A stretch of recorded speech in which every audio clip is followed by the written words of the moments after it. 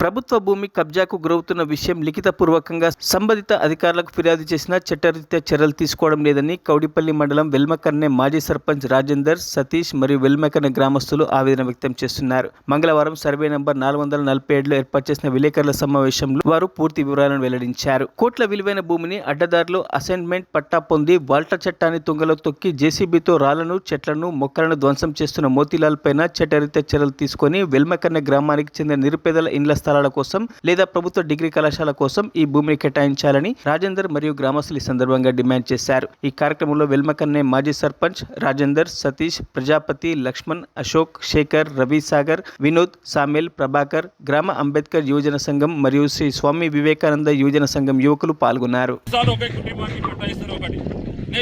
ఇక్కడ సుమారు 8 ఎకరాల పైన మిగతా భూమి ఉంది. ఇక్కడ 4 ఎకరాల భూమి డిగ్రీ కాలేజ్కి, 4 ఎకరాల భూమి వెల్మకర్నె గ్రామానికి చెందిన గరీబ్ పేద మనుషులకు ఇండ్ల స్థలాల కోసం కేటాయించాలని మేము డిమాండ్ చేస్తున్నాం. గత 15 సంవత్సరాలుగా కూడా మేము ఇక్కడ ఏదైనా ఆయన ట్రాక్టర్ పెట్టినా, జేసీబీ పెట్టినా మేము అడ్డుకుంటూనే ఉన్నాం.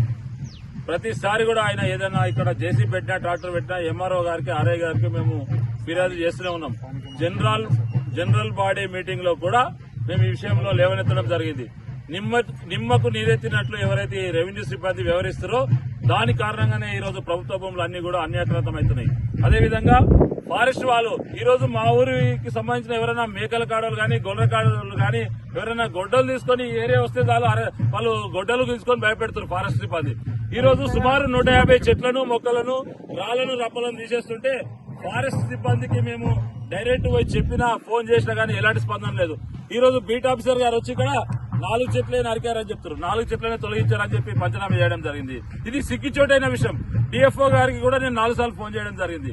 ఇక్కడ ఉన్న రేంజ్ ఆఫీసర్ గారికి కానీ, బీట్ ఆఫీసర్ కానీ లెక్కలేని సార్లు ఫోన్ చేసినా కానీ స్పందన లేదు.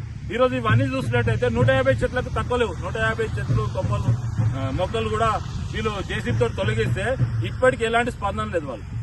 కాబట్టి ఇక్కడైనా అన్యాక్రాంతమవుతున్న ప్రభుత్వ భూములను కాపాడి మా గ్రామానికి చెందిన గరీబులకు, పేదలకు ఇండ్ల కోసం కేటాయించాలని కోరుతున్నాము. అదేవిధంగా డిగ్రీ కాలేజ్ కౌడిపల్లిలో ప్రభుత్వ స్థలాలు లేక ఈరోజు అక్కడ ఉన్న చింతకుంట గ్రామానికి వెళ్లి చదువుకుంటారు మా ఊరోళ్ళు. ఇక్కడికి వెళ్ళి ఎవరైనా చదువు కోసం అంత దూరం పోవాలంటే చాలా ఇబ్బంది అవుతుంది. కాబట్టి ఇక్కడ ఉన్న మిగతా 8 ఎకరాల భూమిలో 4 ఎకరాల భూమిని డిగ్రీ కాలేజ్ కోసం, మిగతా 4 ఎకరాలను ఇక్కడ మా గ్రామానికి చెందిన పేద ప్రజలకు ఇండ్ల కోసం కేటాయించాలని డిమాండ్ చేస్తున్నాము. ఒకవేళ 2 రోజుల్లో కనుక ఇంటి విషయంలో చర్యలు తీసుకోకపోతే, ఎవరైతే జేసీబీ పెట్టి ఇదంతా వాటా చట్టానికి విరుద్ధంగా ఎవరైతే సాగు చేయడం జరిగిందో అతని మీద చట్టరీత్యా చర్య తీసుకోకపోతే మేము తీవ్ర ఎత్తున దీని రెవెన్యూ ఎంఆర్ఓ కార్యాలయం కాడ తీవ్ర ఎత్తున వెల్మకర్నె గ్రామస్తులతో ధర్నా చేయడం జరుగుతుందని హెచ్చరిస్తున్నాం. ఇప్పటికైనా కళ్లు తెరిచి నిద్రామత్తులో ఉన్న రెవెన్యూ సిబ్బంది, ఫారెస్ట్ సిబ్బంది కళ్లు తెరిచి ఇంటి భూమిని కాపాడాలని డిమాండ్ చేస్తున్నాం.